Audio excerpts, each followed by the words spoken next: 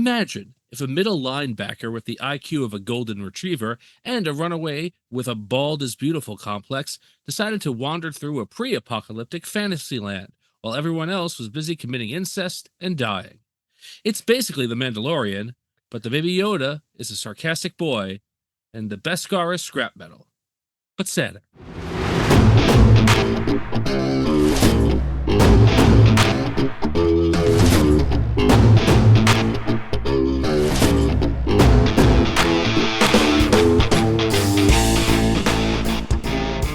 This is Shelf to Screen, the podcast where we discuss sci-fi and fantasy literary adaptations to the big and or small screen. I'm Joe Perry. I'm Jen Isgro. And I'm Tom Kokoza.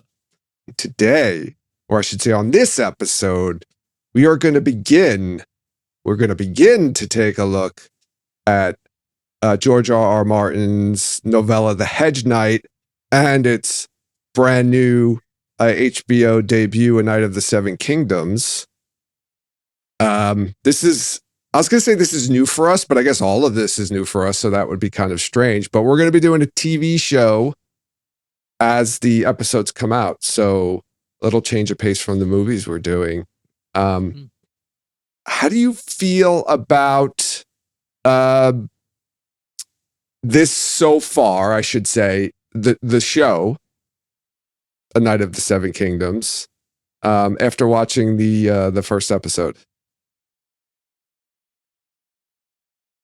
I liked it. I liked the first episode. But we have to talk about it more in depth. But I liked it. It was, there's some stuff that they added into the first episode, but I think they're going to have to pad out a little bit of each episode to add a little more plot than in the book. But it was definitely good. I'm excited to see. I think the casting is amazing. I think this guy playing Dunk is really good. Oh yeah, we're going to talk a little bit about him. Now we've all read this story, so that's good news. We're not going to spoil what happens ahead. We're just going to try to strictly talk about the first episode and the corresponding, I guess, pages to the first episode. So just a little bit of background. So I've got my copy of Legends here. So this is where the Hedge Knight story first appeared. It was an anthology of fantasy stories. Tom, there's Stephen King in there. Ooh. Yeah. Is George R.R. Martin not even appearing in the main authors on the front of it? No, he's not. He does not appear on the cover. Oh boy. He appears on the back. Oh, okay. There's other authors on the back. Okay, Terry Pratchett. All right. Ursula, there's big. Okay. There's big names. These are all big fantasy writers. I mean, you've got Stephen King, Robert Jordan. We know him. This is where A New Spring first premiered. Terry Goodkind, maybe not as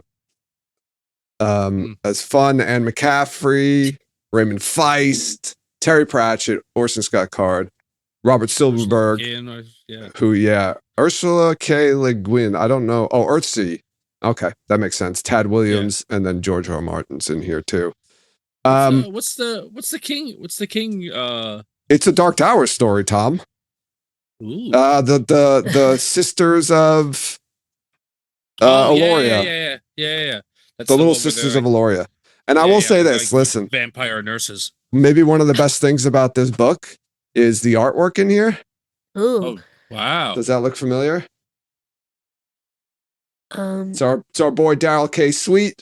No, yeah. You can tell by the tunics. Yeah, this is A New Spring, I think. An image for A New Spring. And then Tom, look at the inside. So you have to. I'm showing this. Sorry, people who are listening, but. Oh yeah, that's a great picture. Yeah, this is the picture Vin had, right? Yeah. This is Michael Whalen, I think. I think it might be. Yeah. Pretty sure it is. Vinny Provenzano has a big poster-sized piece of that artwork. It's Roland the gunslinger looking through an open door in the towers in the distance. Yes, the roads is very, very, very nice picture. Yes, so that's where the story came from. I believe Robert Silverberg, who is the editor of this, kind of almost begged, tricked George R. R. Martin to writing a story for this. And Martin at the time was having a little bit of a struggle with Clash of Kings. What? Yeah. It's so unlike him. Yes, he was having a little struggle writing A Song of Fire and Ice. It's very surprising and out of character for him. So this was kind of like a palate cleanser for him to get away from that, step away from it, and write a little bit more of a focused story. Because unlike A Song of Ice and Fire, this is really like a very small scale story for, I guess, the likes of George R. R. Martin. Yeah. So I guess this helped him because he did finally finish A Clash of Kings. So you're saying he should write another one of these? Well, he's written 3 of them, so I this know. is. But he does have plans to write other ones, or As at least soon he has as he's ideas. done with Winds of Winter, Yes. he's going to write like 9 more of these. Yeah. So hold on to your butts, everyone. They're coming. Yeah. So, this is the one of 3 stories. They're I guess affectionately called the Duncan Egg stories. And if you've watched the first episode, you can kind of figure out why. But yeah. So this first season of Night of the Seven Kingdoms is very likely going to be not very likely, is going to be covering the first story, which is the Hedge Knight, which was written for Legends in 1990. Well, published in 1998. I don't know when he wrote it. Probably pretty close to before that. And it was actually fairly well received when it first came out. It was a pretty popular or considered critical success. He got to be in a book here with, people he was I guess looked up to in terms of like Stephen King and Robert Jordan. And it kind of filled, I guess, a gap for fans who were waiting for the next book to come out in A Song of Fire and Ice. I think I started reading it after Feast for Crows came out. So, there was definitely a lot of time between that and, what's it called? Dance of Dragons, right? It was a long time. Yeah. I don't know how many years, but it was long. And it's been even longer now. Yeah. Yeah, I don't mean to get depressing, but like people have got to just think like, well, pardon me, we're live, baby. People have got to think like they're never going to see it. No, they're not. Probably. Yeah. Well, I think people thought that with the Feast for Crows. I mean, not a Feast for Crows, but I guess to be honest, the last few. But a Dance with Dragons, I feel like people thought that too. And then he did come out with it. If it comes out, that's not the end. No. So there's at least one more, right? Yeah. So I mean, if he could just let us know what's supposed to happen, so we can get away from the last 4 episodes of the TV show, and then we could be okay. At least we can know what direction it was going. Yeah, I guess so. If you want to go by that, I guess. So, they've been trying to make all kinds of Game of Thrones spin-offs. We have House of the Dragon. There was another one that they were going to make that I think they shelved, but now I think they might be trying to do it again. Was that what you were talking about, Tom? Yeah, I just heard earlier today that they are trying to get a sequel series off the ground starring Jon Snow, and apparently now also Arya Stark will be featured in that spin-off series. Okay. I think throwing it against the wall and seeing what sticks. Yeah, basically. I feel like any television show starring Jon Snow like fundamentally undercuts his supposed happy ending of the original series. Like he don't want any more shit. Just walk around and do. He's just going to brood a lot more. Yeah, he's not interesting. I don't think I would find a show about him specifically alone very Oh. good. Alone? I don't think he'd be alone. Well, no, I mean not alone on screen, but like it's the Jon Snow show. Oh, Like I liked him, but Snow Show? Well, I feel like most of the final season. I mean, people didn't like the final season, but I feel like Right. most of the final season was with Jon Snow. I don't know. he's okay. I prefer many other characters over him. Oh. So I think this is a good point to bring to listeners. I did not like the Game of Thrones television show, and I read the first Game of Thrones book and then didn't want to read any more of them. So like I'm coming into this series with like I think a little bit of a different. I think there's a positive and negative to that because I my expectations for this series are quite different than I think my co-hosts here. Oh. Well, let's talk about that then. Let's talk about your expectations for this specific show, A Night of the Seven Kingdoms. So again, again, having read the story, the story's tone is a little bit different. There's right there are segments of a Game of Thrones, very few, where things are kind of lighter than the mostly just misery porn that the series is. But and this is kind of, I mean, obviously there's gonna, I'm sure, be some stakes somewhere as the series goes on, but like this is in that era. It's trying to be a little bit lighter. It's trying to be a little bit more comedic, I think, than that show generally was. But I just expected that it wouldn't be good. Like Gotcha. or not anything or particular. what I think is good television. I would think like, and like, so if it is good, then I'm going to be pleasantly surprised. I think you'll like it. Well, you read the story, so you know what happens. So Yeah. I mean, Yeah. I mean, if you like the story, then there should be some hope for you that Yes. it's going to be good. Right. And I will say, you already talked about it, I think, earlier, but like the performer, the guy that they got to play Dunk? Sir Duncan the Tall is really very, very good casting so far. Yes. Peter Claffey. So that was like one of the big casting things, right? Like even when I heard they were making this, I was like, well, are they gonna get a really large guy to be Dunk, or just like someone who's like moderately like 6'2", and just pretend that like they're much bigger than they are? But no, this guy is a former Irish rugby player. He's 6'5". How old is he? Do you have it in front of you? The actor, Peter Claffey. I'm gonna guess. I'm just straight guess. I'm gonna say 31 years old. No, I can't. Because he's 30 years old. Oh, he's too old. He's perfect, but he's too old. I asked Dan, like, how old do you think this guy's supposed to be? He was like, I don't know, like 28. Well, he's gonna be 30. He's not 30 yet. He'll be 30 in July. Sorry. Okay. He's supposed to be 17. He is supposed to be like 16 in the story. Yeah, these are like two kids. Supposed to be like basically two kids. That's funny.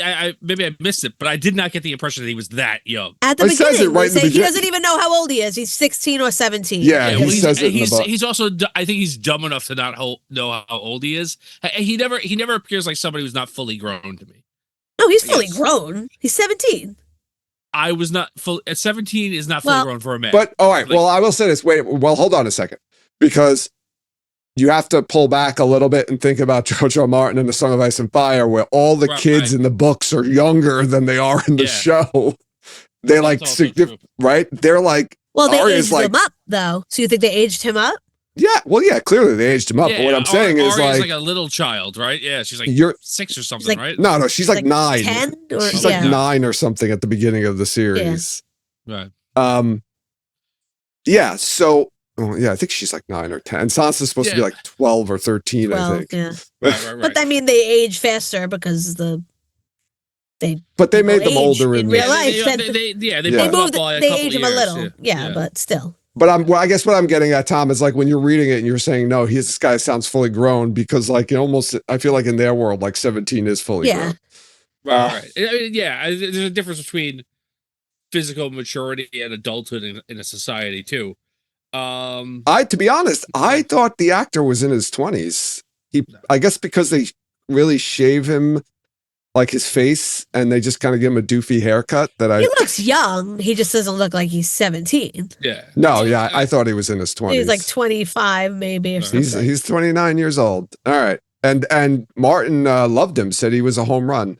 No, he's really good. Yeah. I mean, the first like 15 minutes of the show is like verbatim Yes. the book. There's a lot of book. Yeah. Not about verbatim. Well, a couple of things, but like a lot of the lines, we just read them, so a lot of, I'm like, oh, that's like right. The script is like right out of the. They used a lot of direct quotes and stuff in there. Yeah, and right like, from the book.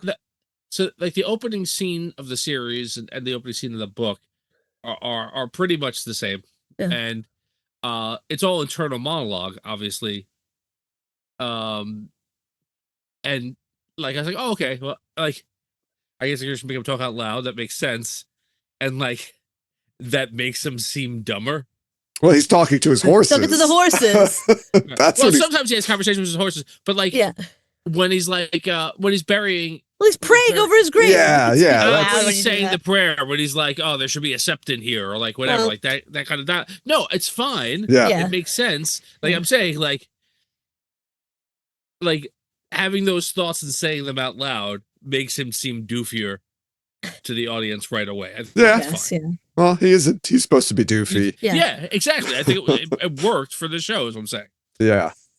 Yeah, they do. Yeah, the opening is a lot of this so far is really very close to the story. You know, there's one big scene that they added in, plus a couple other things. But yeah, I thought I had a feeling it was going to be pretty close because it's like an 80-page story that they're going to put into 6 hours of television. So they're going to probably keep a lot of it the way it was and just add some stuff in and maybe, you know, twist a little stuff, twist a few things. So just before I literally only wrote one 2-part note the entire episode, and like since we're talking about the beginning, it's in the beginning. Is it the poop scene? The shitting is really unnecessary. First departure for the books. The shitting, but that wasn't in the books. I will say, like, shitting on the Game of Thrones theme song. Yes, what they do. I was like, okay, like I can get behind that. Well, I don't think they were shitting on the theme song. I think 100%, 100%. The theme kicks in. It's about to like hit the orchestral peak to like really kick in, and then he just shits all over it. I think they were shitting on us. Because they were like, oh, everyone got, like, I got excited. I was like, oh, they're playing the music. They're doing the music. And then I was like, nope. Right. I think. That was shitting on, that shat on me. Well, so, okay. So this is, I guess, goes back to, like,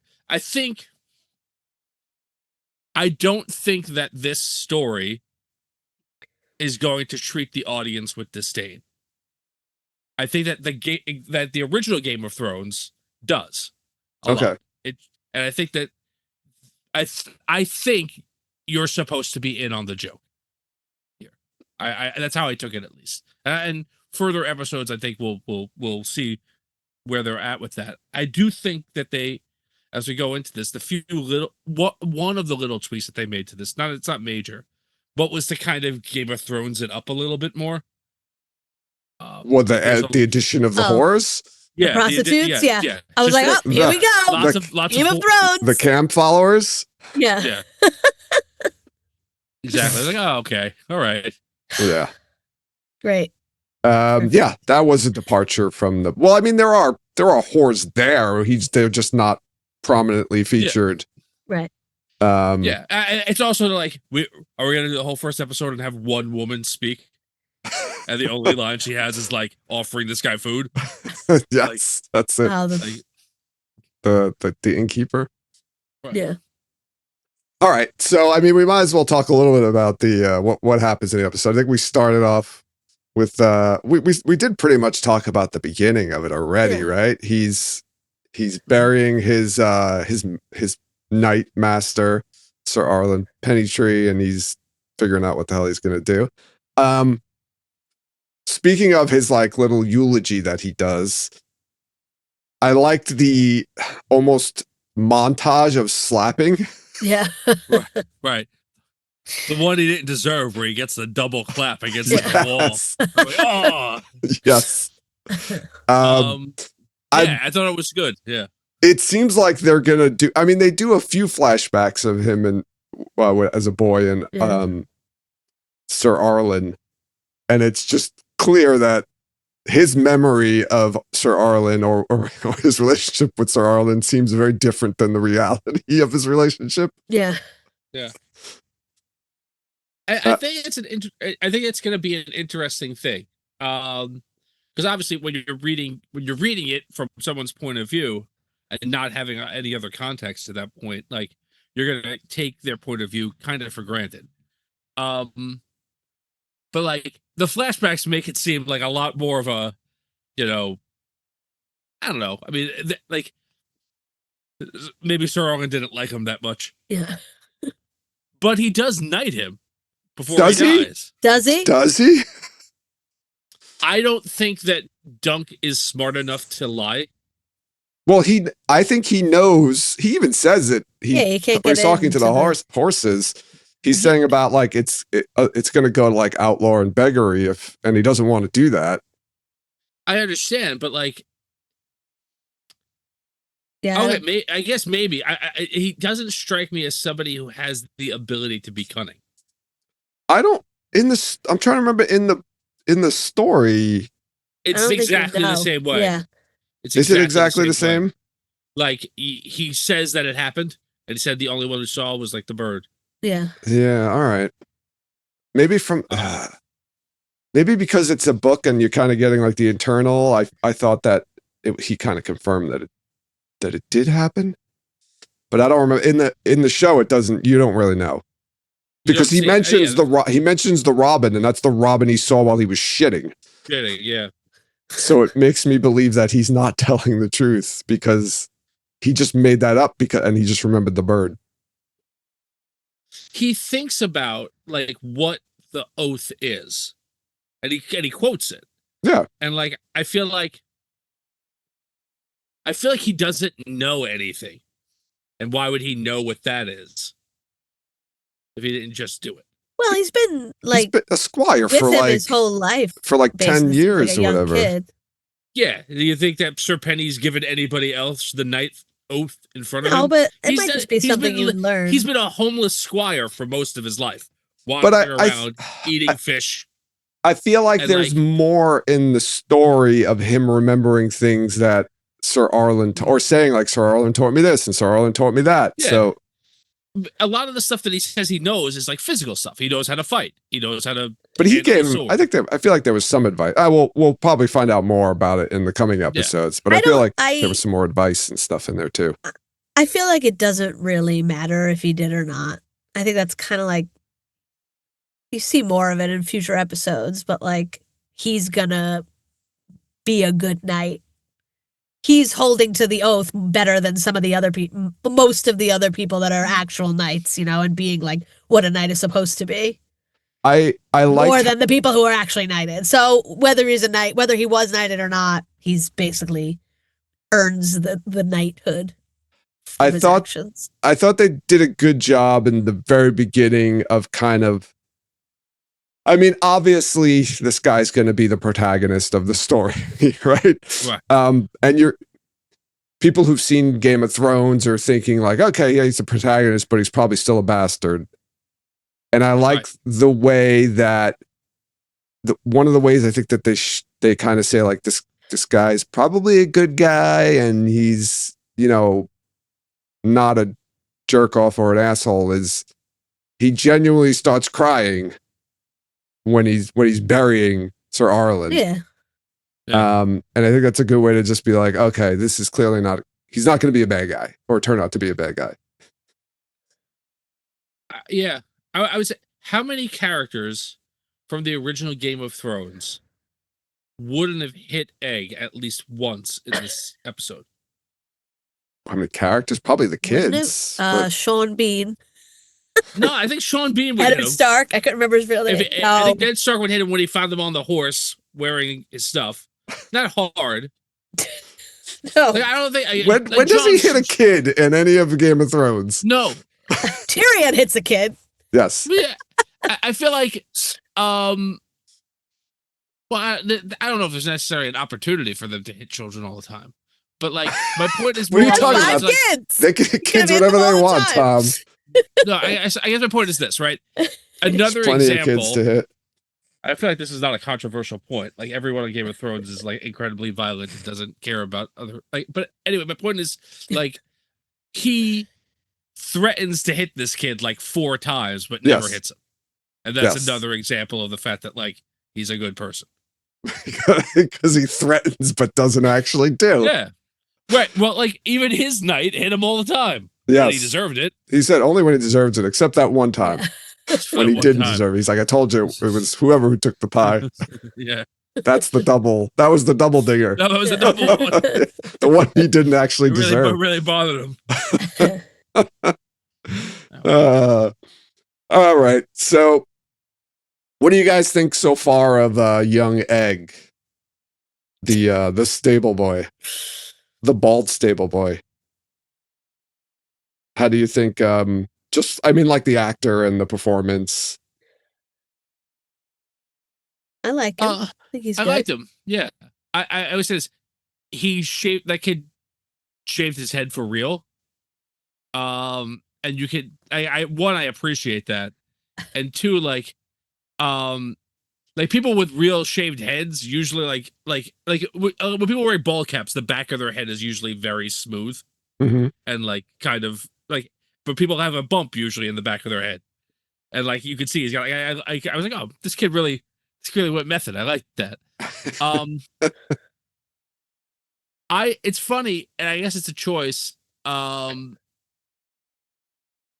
I took when I was reading it, I read Egg as more like innocently being insulting Oh, and not being sarcastic, and the kid's a little bit more like purposely sarcastic. It works, it's fine. I don't have a problem with it.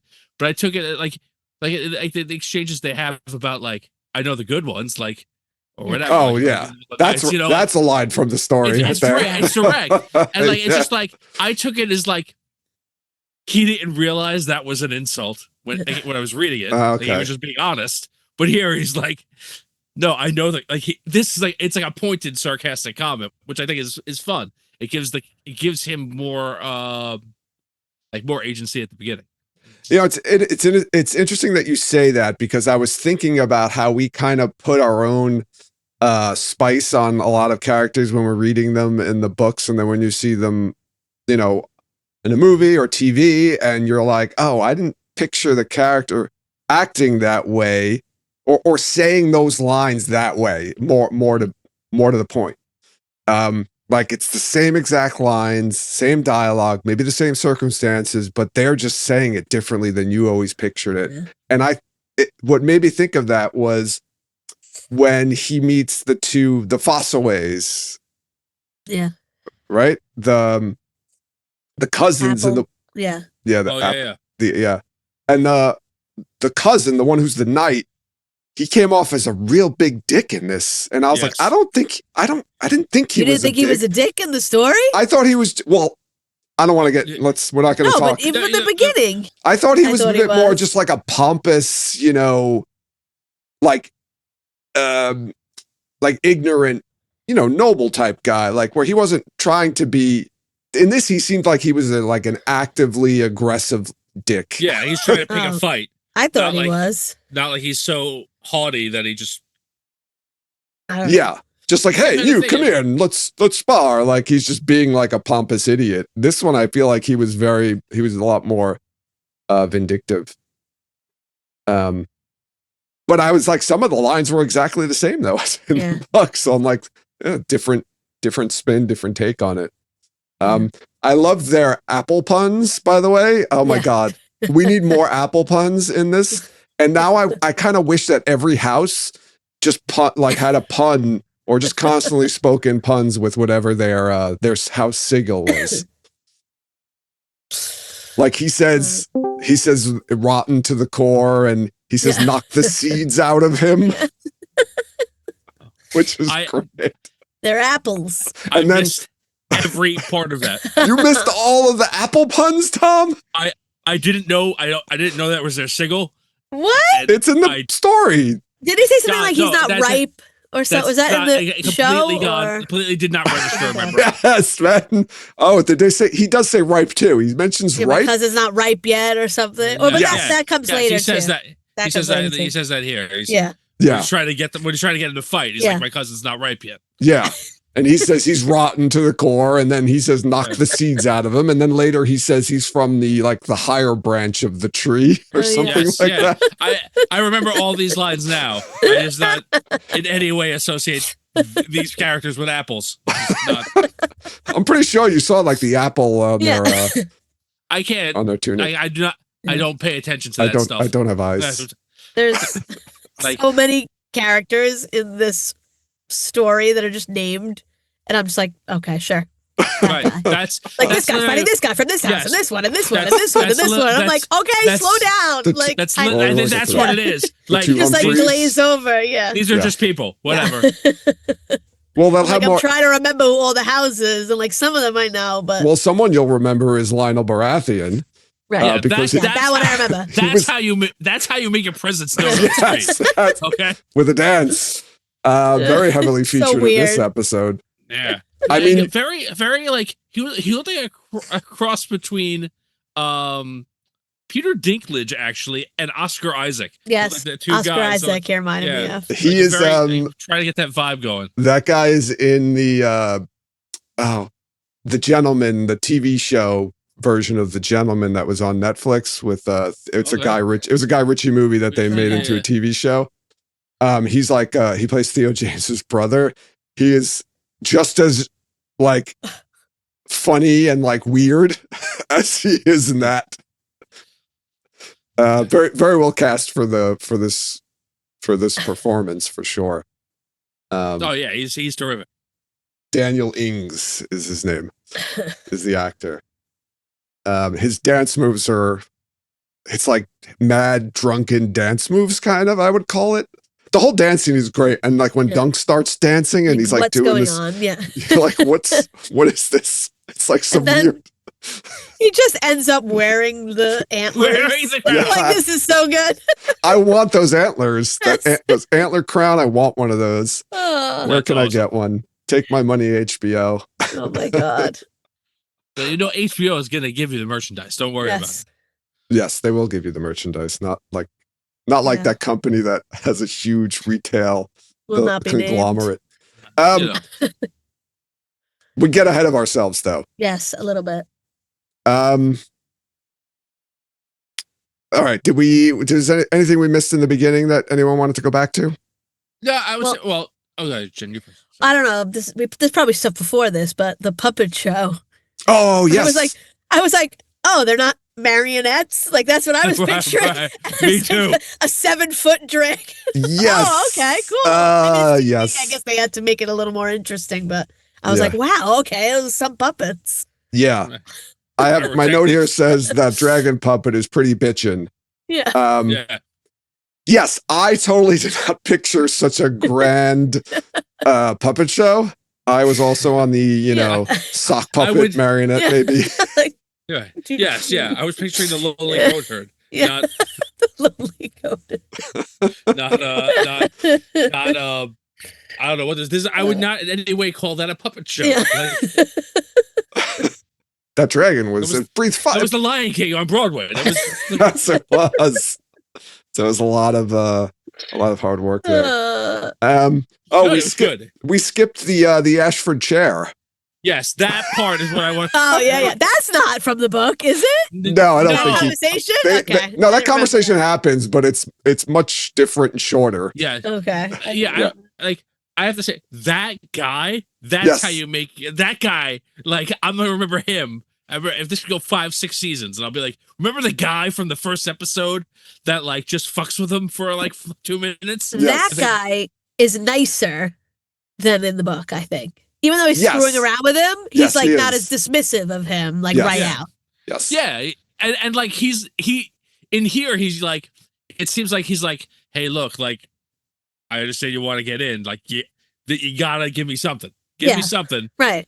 and then I can get you in here. But he's not like, no, get out of here. Right. You know, that's how he is kind of in the book. So it's a little bit. No, this is better. That he comes off like a jerk, like, and then a sadistic jerk. Yeah. And then he's like, what are you kidding? Like, we suck here. Right? You don't have anything like that.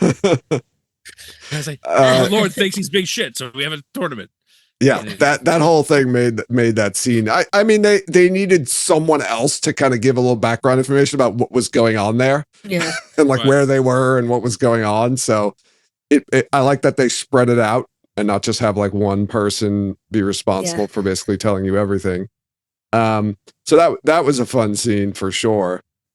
I thought of the Ashford chair kind of came a little bit close to what we call a Rossville pickle. Oh, yeah, that's true. Yeah, that is true. Oh my god. He runs it. He's trying to get right. So what are we talking about, right? He goes to visit this guy because he wants to enroll in the tourney, right? Because he is be a knight. He wants to do what knights do and win a tournament. But his problem is that he doesn't really have any proof that he's a knight. So he says, oh, I'll go talk to the Dondarian. My lord served him, right? Sir Alan Penetry served him. He'll remember him, vouch for him. But he's just busy fucking all the time. Yeah. Yeah. And then when he finally does get him, he's like, I don't remember you and I don't care. Yep. So now Duncan can't enter the lists to fight in the tourney yet. As far as we've gotten in the story. So then he just decides to get drunk with a High Lord and wear his hat. And he decides to eat. He's there for supper, remember? Yeah. That's it. I think he looked more excited about all the food on the table, especially that big giant leg, than he did when he saw the puppeteer. Or it's pretty close. It's a very similar expression. When he saw the puppeteer, it was very much like you heard Dreamweaver in the background. Yeah. It was like. Also, I give a lot of credit to either the casting people or the set design for how they did that, because it looked like they found people Jen's height to be in the puppeteer scene with him.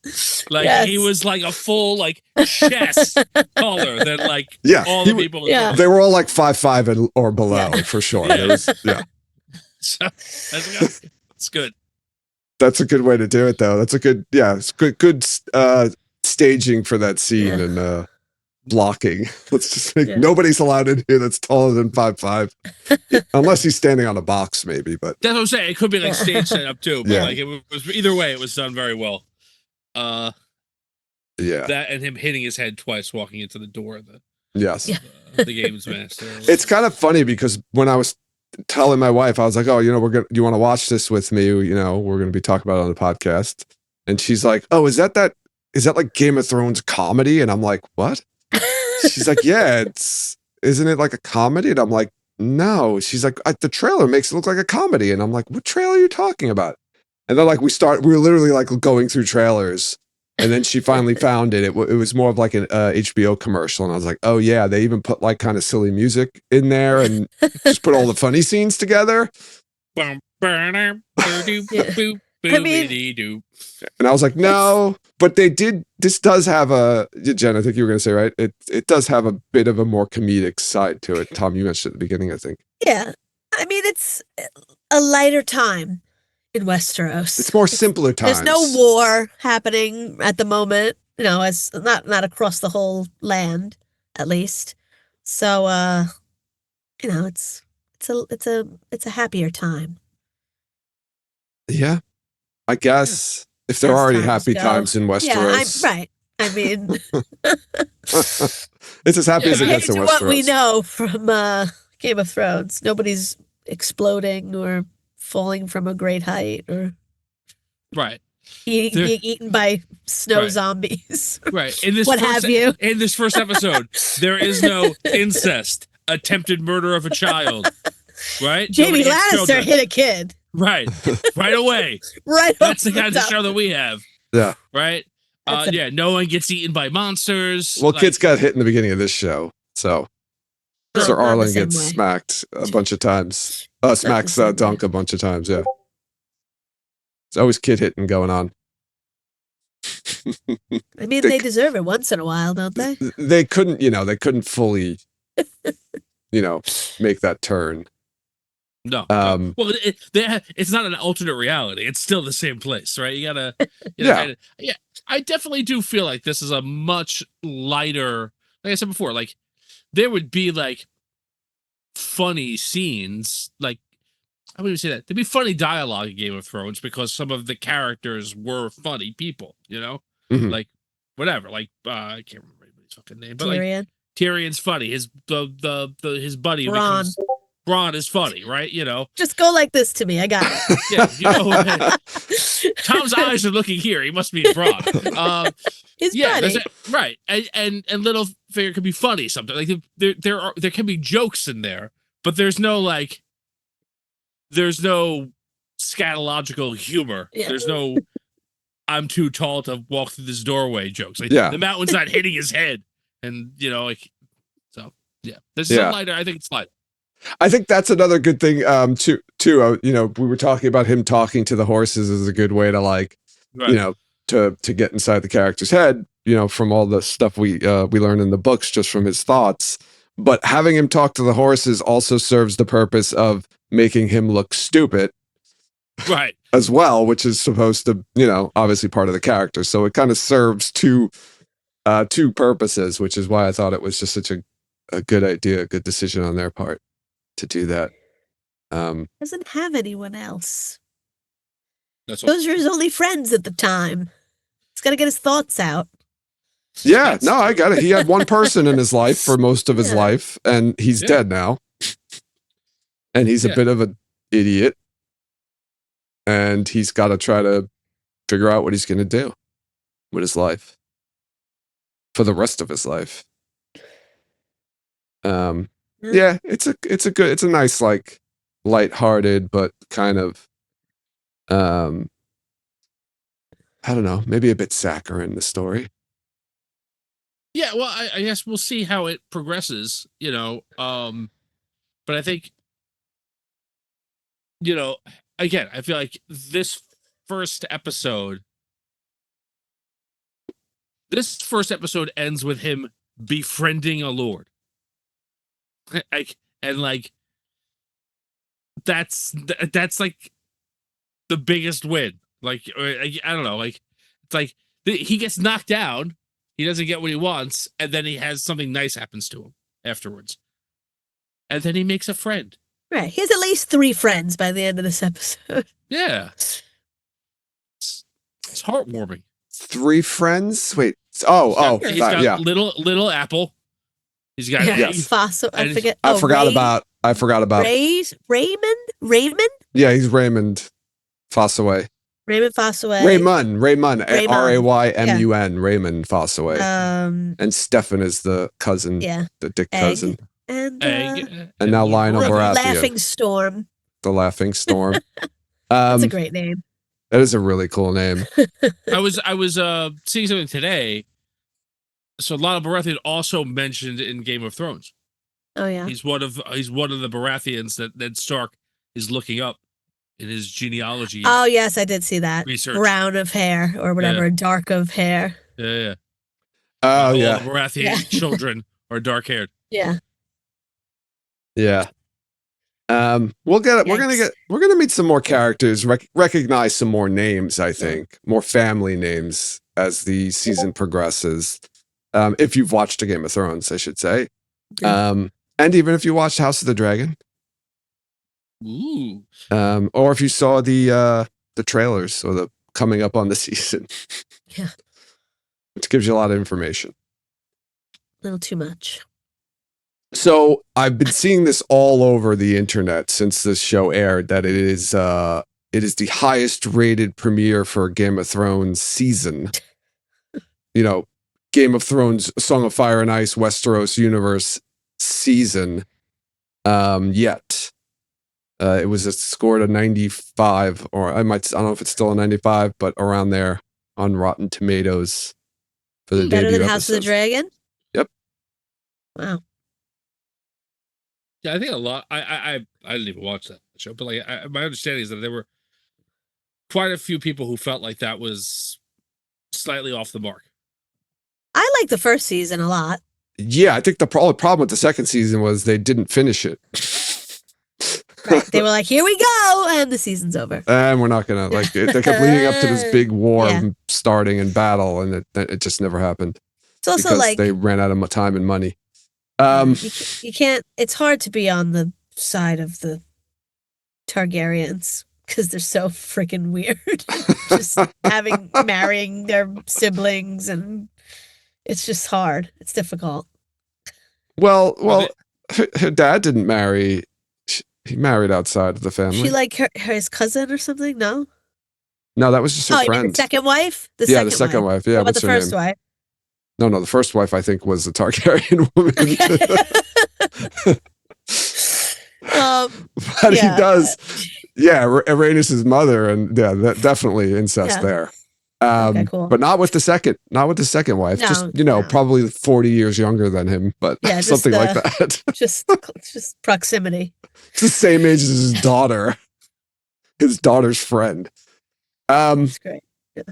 None of that here. Better than marrying your sister or your uncle? I don't know. Yeah, your niece. Yeah, it's not someone you're blood related to, at least, or closely It's a blood start. related It's to. a start. It's a start.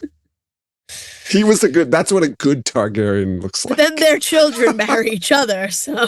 But there are other good Targaryens. They're like They will Rhaegar. be. Rhaegar was a good Targaryen. He died, though. Or maybe he just died before he could become crazy and psychotic, but who knows? Yeah, I don't know. I guess the only good Targaryen's dead Targaryen. I don't know. Yeah, pretty much. There we They'll go. go nuts in the end, as the last season of Game of Thrones proved to us. So. Can't trust any of them. So what else we got? Just thinking about some of the other changes. I think we talked about all of them already, right? Yeah. Right. Well, sorry. No, I was just going to say the biggest changes, right, were, I mean, this isn't a change, but the way they handled his internal monologue, that's not really a change. The expanded role of Lionel Baratheon, right? He's not really, he's there, but he's not really featured at all in the story. But I liked that whole scene, not just because it was fun and they danced and he was just a really funny, interesting character, but I think it's another touch point. I feel like Dunk is now getting touch points with all different parts of like this societal stratosphere. Like we've got to get everybody's perspective in there. And I like that we got that with Lionel Baratheon and that whole scene. And I also think it's another way of showing and this goes back to my I don't think Dunk is smart enough to lie kind of a thing. Like he's just like Lionel Baratheon's like, either you're here to pay homage to me or you're here to try and murder me. Like, and he's just like, I don't like almost, like I'm too dumb to play any kind of like I'm here for supper. It's food, right? And like that, he's that very completely confused. disarms this guy, right? Yes. But like, and so like I think, but like he's so nice that the Lionel Baratheon's like, okay, let's chill. Yeah. I'll step on your foot. You'll step on mine. We're gonna be buddies. I like So when he's weird. going to give his speech and he's just like forgets what he's going to say. And he's like, what was I going to say? Like just in the middle of a speech. What do they do to heretics here? Yeah. He does. Yeah. He does it a couple of times. He's just kind of bored almost. Yeah. That's what it is. It's like, he's bored. He's bored there. He's just like, okay, what do we do? And then he meets Dunk and he's like, oh, this guy could be fun.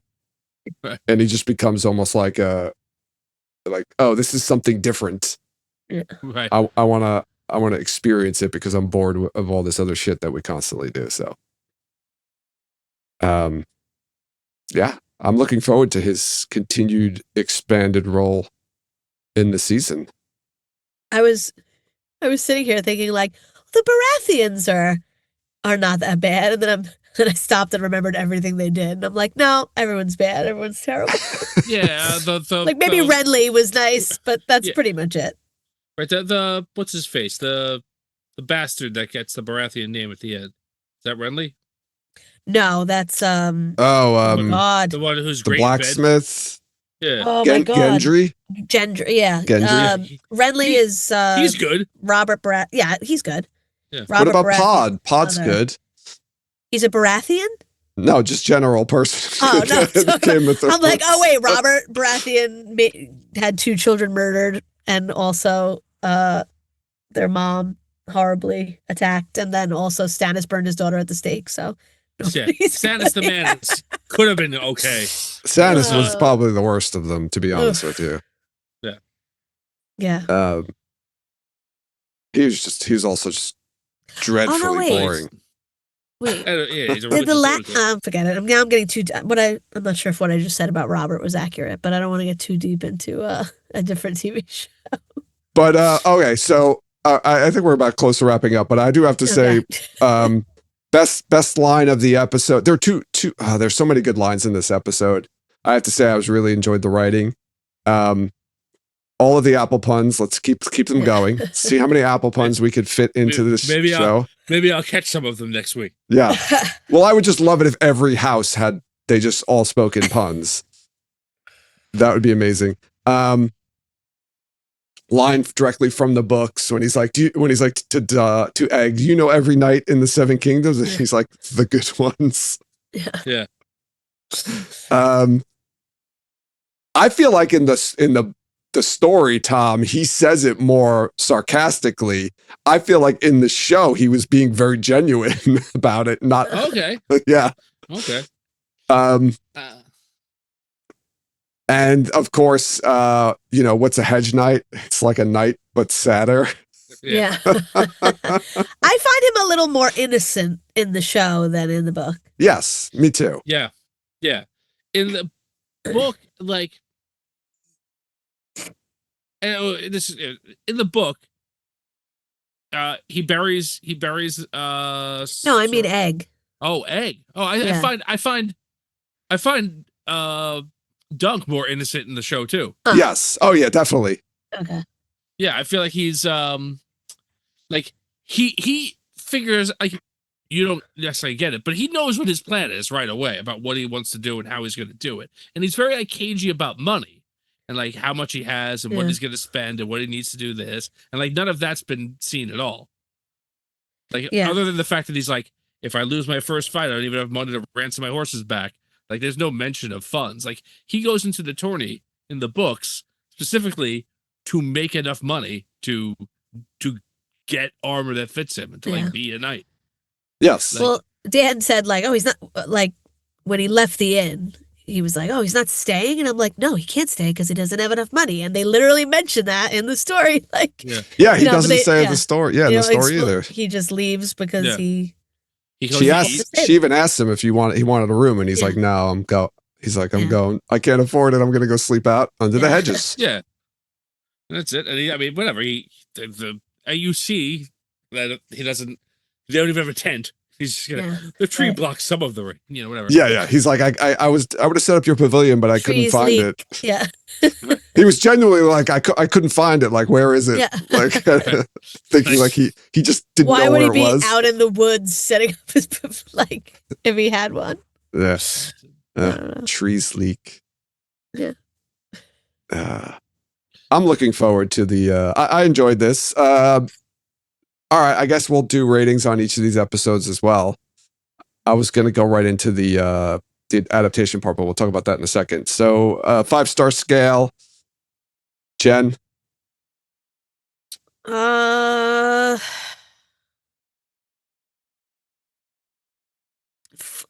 don't 3.75. Took a lot out of you. I know. I don't want to give it. I liked it because I feel like it's a very good adaptation from the book. Yes. But it was good. I enjoyed it, and I'm looking forward. I think upcoming episodes will be better. We'll have more going on. Yeah, I feel like this is I'm going to give it a 4.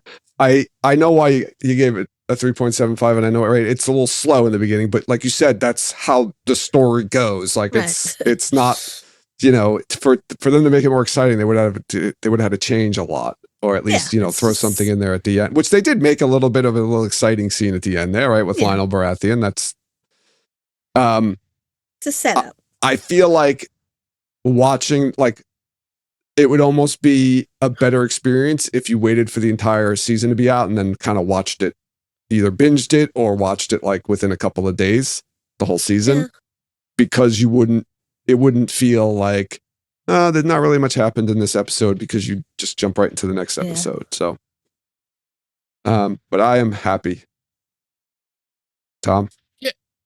Yeah, even a 3.5. I think it was a very pleasant episode of television. It did a good job of establishing, like, who your main characters are and what their relationship is kind of be like. And I thought I thought the sense of humor bits that we talked about were very refreshing, and it was uh, it was a pleasant surprise for me.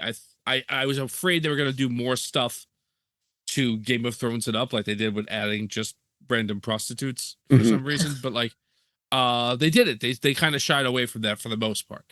And I hope they have the courage to continue to put like their own stamp on this world with the rest of the series. Yeah. That was a good start. Successful adaptation so far, I would say. Yeah, definitely. Yeah, I think all the additions, um, I think all the additions were done to make it more visually interesting for television, basically. Oh yes, and A lot of the beginning of the story is him walking around a pavilion thinking about stuff.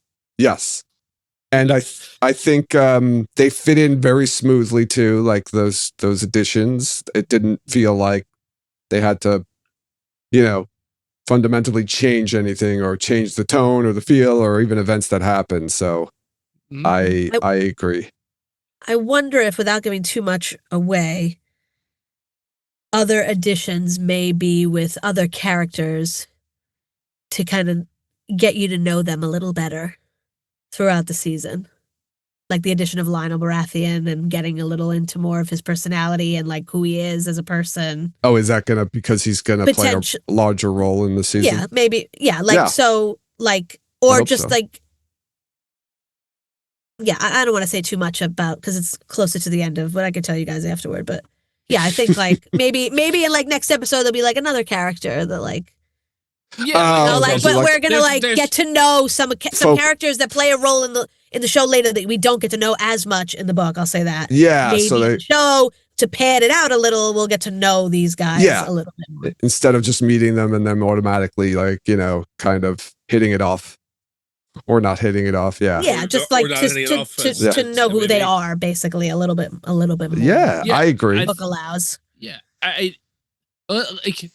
It was, and I will say this episode also did not overstay its welcome at all. It was a tight 42 minutes and out, which I think is fine for this. But like this novella is 80 pages. They're gonna have space in adapting it. Yeah. There's a question in chat about whether we read the books. If we didn't make that clear, we all have read this book. It's a novella. It's a novella. Yeah, we've all read this story. We have not all read all of the stories in this. I'm telling you, go check it out, man. Legends. You buy the anthology. You've got a new spring in here. You've got there's a Earthsea story. There is a Stephen King Dark Tower story. There's a Pern story. A Rift War story. Bunch of good stories. Discworld. Yeah. I read I don't know if I read all of these. I've read most of the ones in here, but it's been a while. But some of them are really good. All right. I think it's a good time to wrap this up then. I want to remind everyone to follow us on social media. You can follow us on Twitter, Instagram, Facebook, and Blue Sky. Join us over in Discord to continue the conversation there. We also post our episodes on YouTube, so be sure to go to our YouTube page to like and subscribe. Rate and review us wherever you listen to podcasts, and check out our Patreon page to support us that way. Links to all the aforementioned information are included in the show notes to this episode. Final thoughts, words, prayers. Jen, Tom? I'm going to start referring myself as Sir Thomas, the slightly above average height. Okay. Jen, do you want to dub yourself anything? Lady Jen the Small. Jen the Small. You could be like, what's a small fruit? A strawberry? Strawberry? Yeah, there you go. Raspberry? Why do I have to be a Grape? small fruit? Well, I was thinking of the apples, like the Fossaway apple. Oh. Yeah. I was And just then thinking you of have- Sir Duncan the Tall, Sir Yeah. Lady Jen the Small. Yeah, I think we're all hedge knights in this. We're all- in this. Sir Joseph of all. Sir Joseph of them all. Of the mall? Like what? Like the shopping mall? Yeah. Okay. Predictions. Who's going to be in the Super Bowl? Oh, The Patriots. Patriots, Rams. I hope so. I'm hoping. I don't know who I'm rooting for. I'm going for anymore. Seahawks. I guess they're my team to go for. I guess here they're on one out. of those. I'm rooting for those teams to win. Sure. Thanks everyone for listening, and you'll hear us next time.